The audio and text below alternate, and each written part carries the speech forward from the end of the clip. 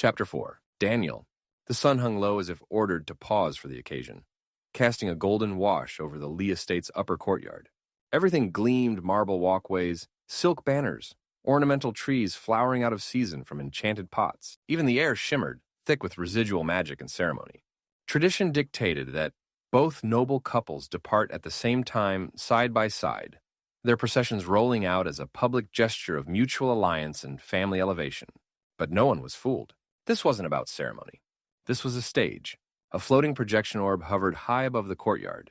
Twin images displayed in sync, Caleb and Claire on one side, Daniel and Vivian on the other. Daniel stood beside Vivian beneath the final archway, watching the projection flicker and stabilize. His breath remained steady, posture perfect, face unreadable. Internally, he was trying to ignore the low throb of tension beneath his sternum and the voice in his head. "This is when he comes over," Ethan muttered.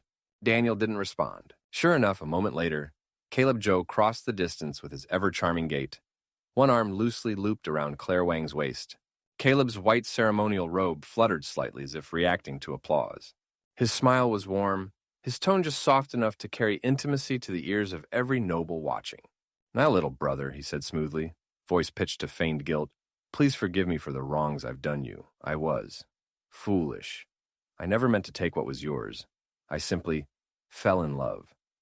He said it with the sincerity of a professional actor on his 10th flawless take. Claire, pressed into his side, looked radiant. Her eyes sparkled as she glanced up at Caleb, her posture glowing with the kind of pride reserved for those who think they've won something valuable. Daniel didn't blink. He gave Caleb a shallow nod. Not cold, not warm, just acknowledgement. Vivian didn't move. "He's such a goddamn snake," Ethan seethed. "I should have gutted him the first time. Just a quick flick under the ribs. Done." Daniel kept his lips closed. He didn't trust himself to not say something.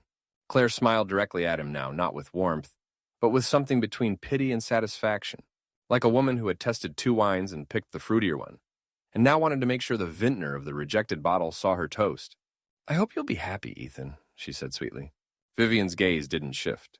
Daniel gave Claire the same nod. Not indulgent, not dismissive, just acknowledgement. "That they're perfect for each other," Ethan whispered. "I'm both hollow, both shiny. Someone should bottle their ego and sell it as a curse." Daniel tried not to laugh and was grateful when the trumpets blew. A pair of golden carriages emerged from opposite wings of the estate. Claire and Caleb's vehicle came first, a floating platform with serpent wing contours and a crystalline canopy. The bronze filigree caught the light just enough to look expensive from a distance, and the pearl accents were more decorative than rare. It hovered low and sleek, trying hard to look elite, stylish, flashy.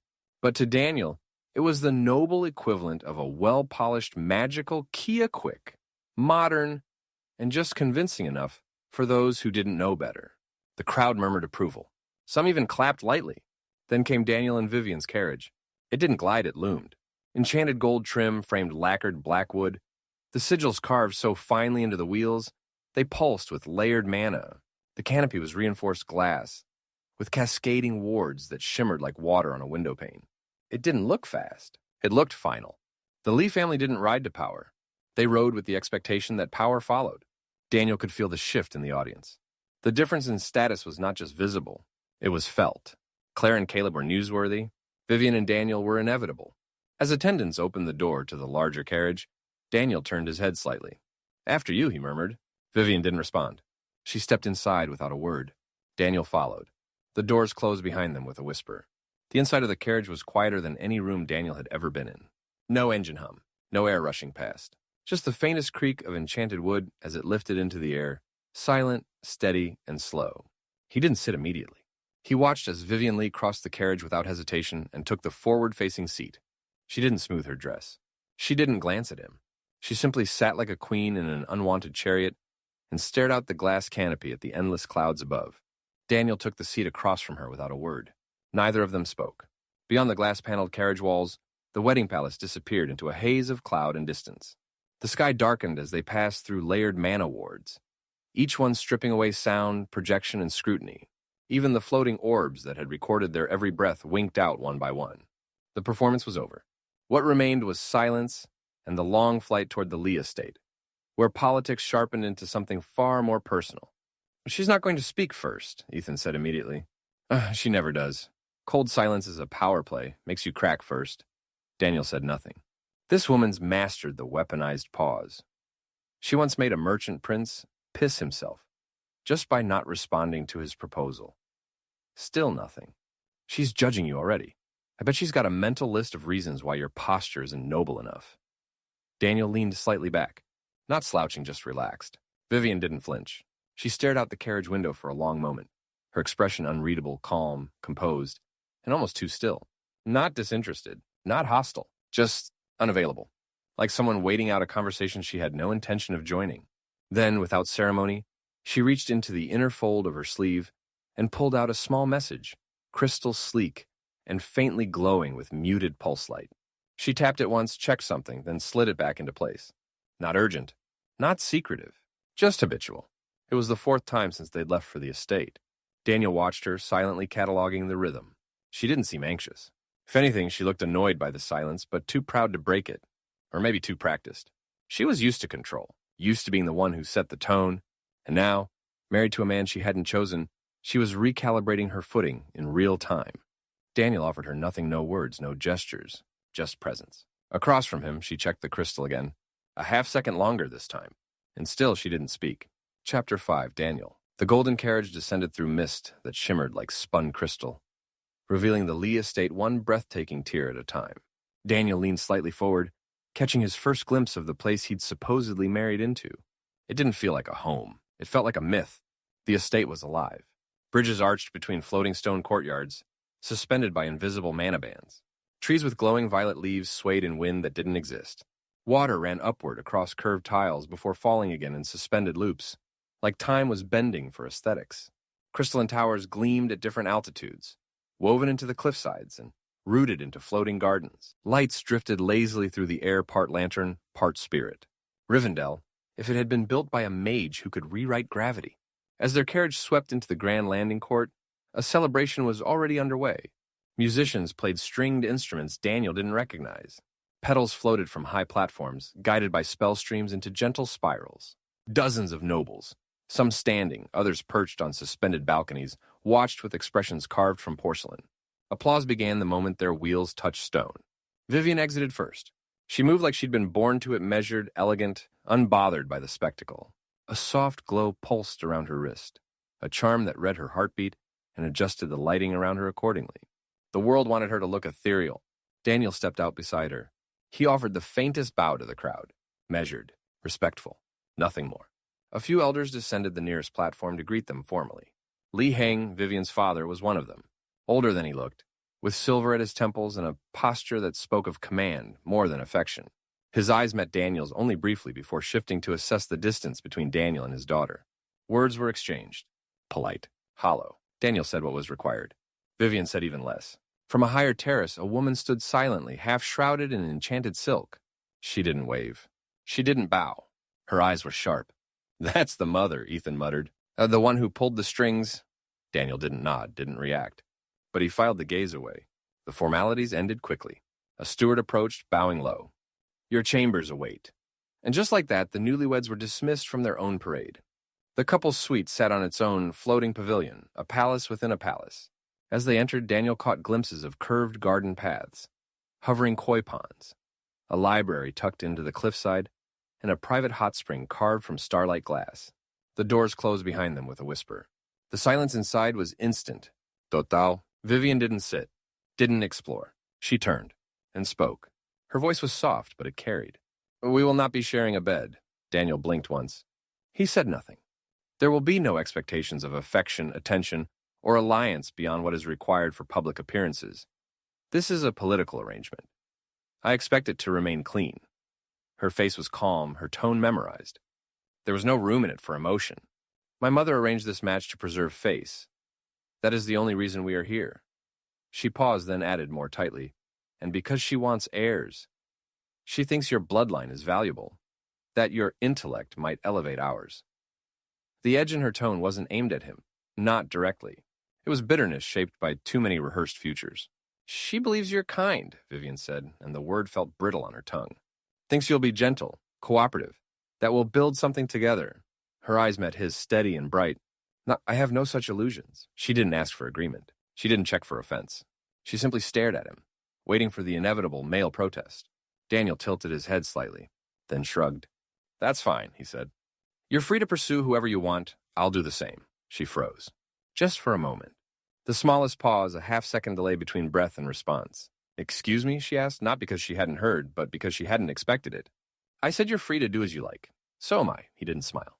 It's not a partnership if only one of us gets freedom. Her lips parted. Not in outrage, not in confusion, just calculation. Like she'd expected resistance and didn't know what to do with consent. You don't care if I take a lover or a male consort? No, Daniel interrupted, voice still quiet.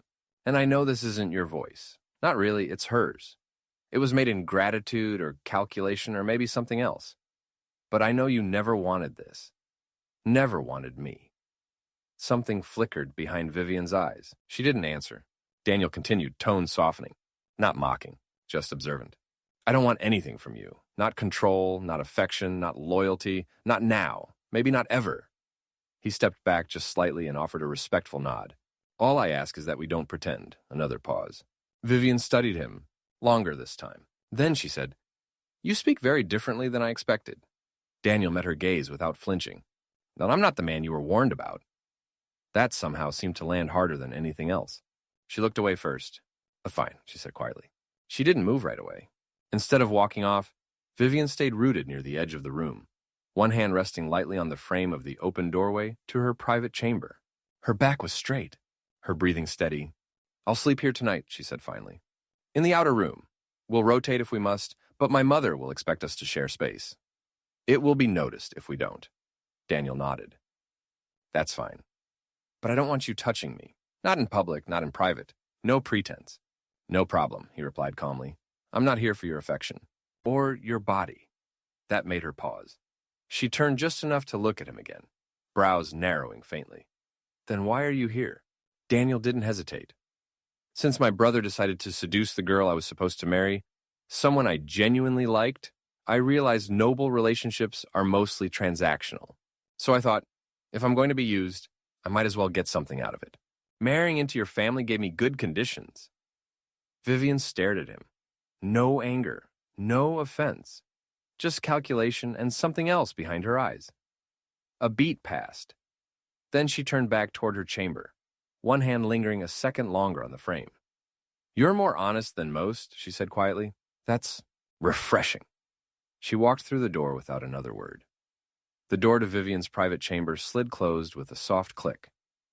Daniel exhaled, stepped out of his ceremonial shoes, and sank into one of the cushioned benches beside the wide glass-paneled wall.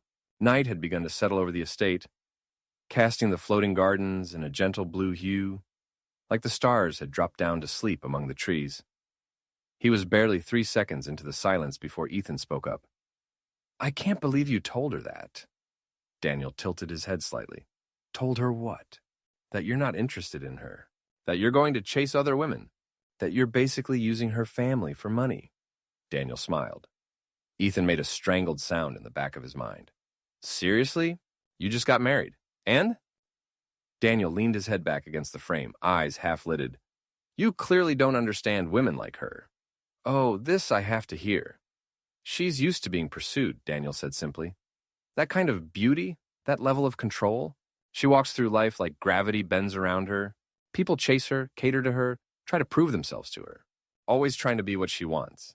So, your brilliant plan, Ethan said dryly, is to be the one guy who doesn't care. No, Daniel said, still smiling. My plan is to tell her the truth. I don't know her. I don't owe her interest, and she hasn't earned my trust. Yes, she's beautiful, but I've known plenty of beautiful women. And honestly, she's not really my type. Not your... Ethan sounded genuinely insulted. She's terrifyingly gorgeous. She's also cold, controlled. Everything about her is wrapped in armor. It's impressive, but not inviting. I don't want a statue. I want a partner. Ethan didn't reply immediately. Daniel continued. She needs to understand that I'm not here to win her over. I don't care about control or the Lee family. I'm not chasing her. I'm not groveling for scraps of affection. If we're going to coexist, we need to do it on even ground. He opened his eyes, gazed distant. Daniel could tell Ethan was skeptical. People like her rich, powerful, stunning. They usually have an overinflated sense of self. Not always their fault. It just happens. Everyone treats them like they're the center of every story. They start to believe it. And your answer, Ethan said slower now, is to not treat her that way. Exactly. I need her to understand that I don't need her. Not romantically. Not emotionally. And especially not politically. I have my own value and plans. There was a pause. Then, more thoughtfully, Ethan murmured, "You don't think she'll be offended?" "Oh, she's definitely offended," Daniel said with a quiet chuckle. "But she's also intrigued. You saw her face. That wasn't fury. That was confusion. She expected a fight. Or flattery. Exactly. And instead she got honesty. Undiluted. Controlled. Strategic." Ethan was quiet again for a moment. Then, "You're a dangerous man, aren't you?" Daniel laughed, low and easy. "Yes," he said. "Yes, I am." The door behind him slid open. He turned his head, but didn't rise. Vivian stepped out in a long, dark silk robe embroidered with white lotus blossoms. Her hair was down now, a soft contrast to the sharp lines of her features. Her eyes flicked to him briefly, unreadable. Daniel just offered her the same small, polite smile. He didn't comment on her appearance, didn't stand, didn't change tone. Vivian crossed the room silently and pulled aside a screen that revealed a second, smaller sitting area, where a spare futon had been laid out. She paused there, hand on the wall. "I'll take the outer room tonight," she said, voice carefully even. "Of course," Daniel said. He didn't offer protest, didn't try to switch places out of courtesy. She nodded once and disappeared behind the screen. Daniel let his head rest back against the wall. The evening air smelled faintly of orchid and ozone clean, manufactured like someone had bottled the idea of serenity and pumped it through the vents. For a moment it was quiet. Then a voice floated out from behind the screen, sharp and dry.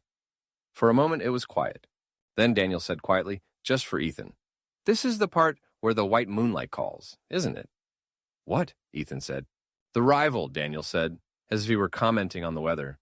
"The soft-spoken childhood friend. The one who thinks he deserves her more than me. He'll try to ruin the wedding night. Hospital visit. Magical poisoning. Something dramatic.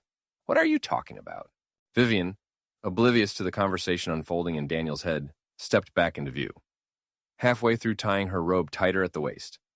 One hand flicked toward the message crystal embedded in her charm band. It pulsed just once dimly. She frowned, tapped it. The light bloomed again, brighter this time. A message. Daniel watched her expression tighten by degrees. Not panic, not worry. Just that carefully contained discomfort of someone who really didn't want to be right. Her thumb slid over the crystal. She read it. Once, then again. She looked up, and for the first time that evening, her mask cracked just slightly. "I need to leave," she said. "My friend, he's hurt." Daniel didn't move from his spot. He just lifted a hand and waved her off, as casually as if she were going to fetch tea. "Go ahead, do what you gotta do." Vivian hesitated. A flicker of uncertainty passed behind her eyes. She turned, said nothing else, and left. The door whispered shut behind her. Silence. Ethan was the first to break it. "What the hell was that?" Daniel didn't move. "You saw it, didn't you?" Ethan went on. That hesitation? That was real.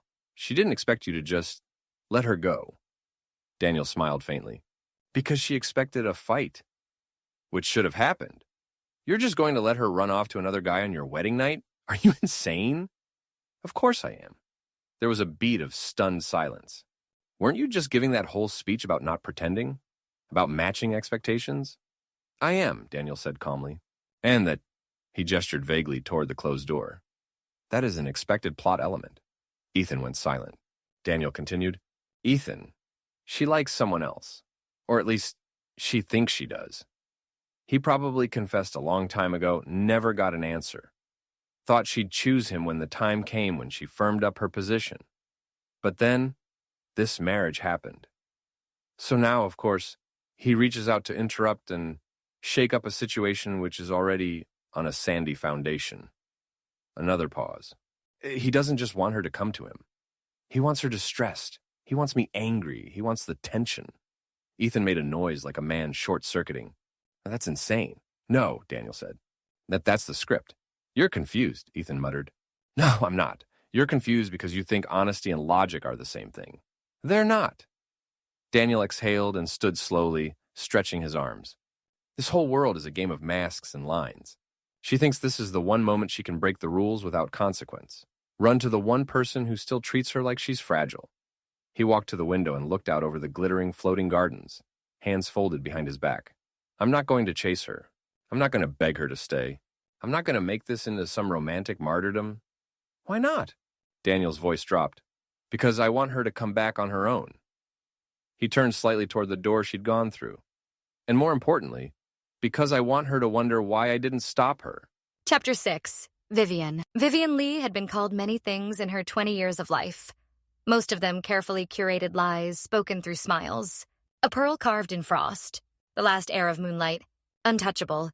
It had never mattered whether the titles were reverent or romantic. They always served the same purpose. Distance. Polite armor. A way for others to admire her without understanding her. She let them. The truth, after all, had never been particularly welcome. The crystal pulse on her wristband flickered a third time as the wind carriage dipped below the mana clouds and banked into the private mountain ward. Unlike the Lee estate, which dripped ceremony and grandeur from every flying buttress, this place was quiet, subtle stonework built into the side of a ridge, surrounded by glass-leaf trees that shimmered under moonlight. A private clinic. One her mother hadn't sanctioned. One she didn't even know about. Vivian stepped out the moment the door opened, her robe catching the breeze, the hem whispering over the polished obsidian tiles. A pair of healers nodded without speaking. Her face needed no introduction here. Inside, the air was soft and warm, laced with mana-dampening spells that calmed nerves and dulled pain. She moved like water down a familiar hallway, her mind still replaying the last 5 minutes in the bridal suite with her new husband. Do what you gotta do. No anger. No sarcasm. No pointed questions. Just a maddening, impossible calm. Ethan Jothao, her pride bristled at the thought, had dismissed her absence like she was a servant gone missing, not the woman fate had tethered to his side. Lust. Anger. Loud, righteous resentment. That was what she'd braced for. What she thought she deserved. She was, after all, one of the 4 great beauties of the Empire. Men didn't ignore her. They lost sleep over her. But Ethan Joe hadn't burned. He hadn't even blinked. And it scraped across something inside her she didn't want to name. The door at the end of the corridor opened for her before she reached it. Jinxun lay reclined beneath a mana-weaving canopy, bathed in a soft glow that flattered his already too perfect features. His silver-blue hair fell loose around his face, eyes heavy with delicate vulnerability. He looked exactly as he had the first day she met him. Gentle, poised, the embodiment of quiet devotion. And yet, something didn't quite sit right tonight. Not with him. Not with her. You came, he said, a small smile tugging at the edge of his lips. I wasn't sure you would. Not after everything. Vivian moved to the side of the room, posture composed but not formal. Her fingers tugged once at her sleeve, not to fidget, but just to feel grounded. You sent a distress signal, she said. I thought something had happened. It did, Jin murmured. Just not the kind of wound a healer can see. His gaze held hers for a beat too long. She didn't look away. Not yet. You're not injured, she said softly. Yes, and at the same time, no. I strained my mana core trying to soothe my reactions, he answered. My heart is tired of pretending, of watching from a distance. You know how long I've... He paused. You know I've always wanted better for you. Vivian sat this time on the edge of a polished stone bench that framed the room. She didn't touch him, but she was closer than she meant to be. Marrying into the Lee family was always going to be political, she said. You knew that. I also knew, Jin said, voice low, that you deserved more than a cold husband chosen by your mother.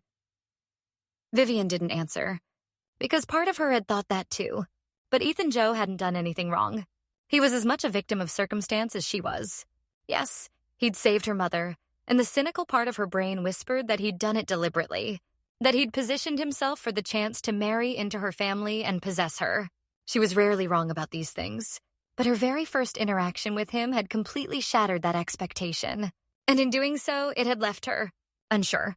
She supposed he could be lying, playing some long game, but in coming to that conclusion, she had the thought, Ethan Joe and Vivian Lee didn't know each other. Not really. And in the short interactions they had, he hadn't given her a single reason to hate him. In a bloodbound marriage like theirs, there were expectations, especially for someone in her position, especially for someone in his...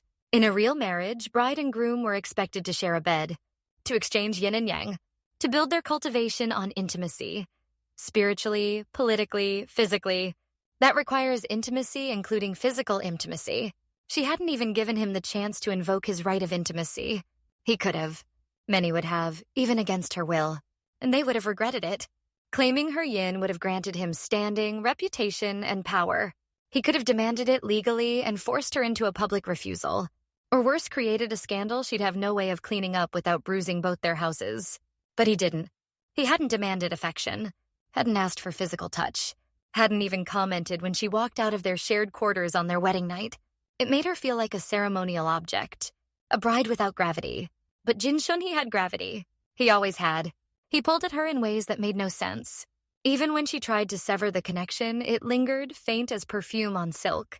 And now, sitting here, hearing his voice in this place, something shimmered behind her eyes. Not memory, not quite, but close. She blinked slowly. Have we had this conversation before? She asked, more to herself than to him. Jin tilted his head. What? Nothing, she said quickly. Just déjà vu. He smiled again, warmer this time. Some things feel inevitable. She didn't return the smile, but she didn't move either. When he reached forward, brushing her sleeve with hesitant fingers, she didn't pull away. His hand closed gently over hers, warm, soft, almost delicate. Not surprising. Jin was a scholar, not a fighter. They sat like that for a moment longer than she meant to. Until the moment passed. He let go. He looked disappointed. Vivian stood. Her goodbye was polite, neutral. It felt awkward, inappropriate, wrong in a way she couldn't name. She stepped out of the clinic with the same poise she'd entered, her robe fluttering in the moonlit breeze. The door closed behind her with a sigh that felt heavier than it should. Jin didn't stop her. He never did. That had always been his strength and his weakness. The sky carriage was already waiting. Its runes hummed softly, reacting to her approach. The door opened without a sound. Vivian stepped inside without looking back. The moment the door closed and spell silence wrapped around her like a shroud, she let herself breathe not heavily, not shakily, but with the kind of careful exhale that let emotion leak without being obvious. She had come looking for grounding, for certainty, for something to justify the choice she'd already made long before the marriage had ever been proposed. But instead, she felt fragmented, threaded through with contradictions. You're free to do what you want. Ethan's words echoed in her mind, calm and clinical. He hadn't said it out of indifference. That was what made it worse. There had been no anger, no insecurity, no trace of the possessiveness that most men couldn't hide. Just quiet clarity. He wasn't giving her permission. He was simply reminding her that he wasn't trying to stop her. And somehow that stung more.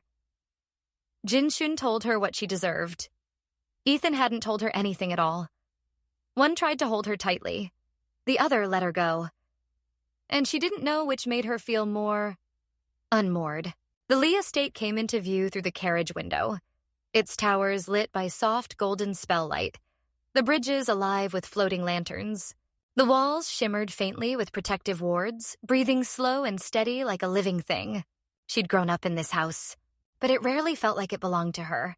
Tonight, it felt like it belonged to someone else entirely. She entered through the side gate, no procession, no formal reintroduction. The servants didn't speak to her. Some bowed. Most pretended not to see. Good. She didn't want to be seen. Not tonight. She moved through the west corridor, past the garden walkway, until she reached the private treasury. The security wards recognized her instantly. The glyphs flared, then parted. She stepped inside. Cool air. Stone floors. No guards. No questions. Just silence. And on the center table, stacked with deliberate care, were the ceremonial gifts for her husband wrapped in silver silk, sealed with his personal glyph. She crossed the room slowly, let her hand rest on the edge of the topmost box. A jade pendant etched with the Lee family sigil. Traditional, elegant, symbolically weighty. The kind of gift a well-raised son-in-law would deliver to his in-laws as a gesture of deference and strength. Her mother had approved that one without comment. The second case was heavier. She opened it more slowly. Inside, nestled in velvet as dark as night, was a sword. Not just any sword. A white-bladed weapon forged from star metal, one of only two of its kind on the continent. Indestructible. perpetually sharp, alive with pressure, not flame, not lightning, not ice. Just power.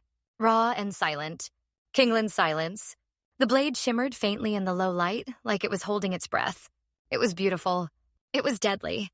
It was a warrior's weapon, precise, balanced, merciless in its expectation.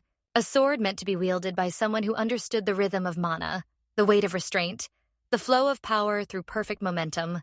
It was not a scholar's blade. It was not Ethan Joe's blade. And yet, she would give it to him. She'd chosen it. Not out of cruelty. Not exactly. But because she had needed something that looked like trust, even if it wasn't. Ethan would carry the pressure, would wait of her family, and the world's expectations. He was brilliant. Everyone said so. But brilliance didn't silence courtiers. It didn't impress sword-hardened elders. And it wouldn't save her from the embarrassment if he failed tomorrow during the rite. Kingland's silence was a trap dressed as a gift. And tomorrow, he would be expected to wield it. He won't know what to do with it.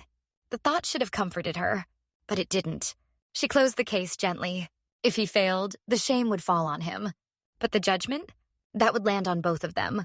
She stared at the sword for a long moment, then whispered, too softly for anyone else to hear, "Prove me wrong."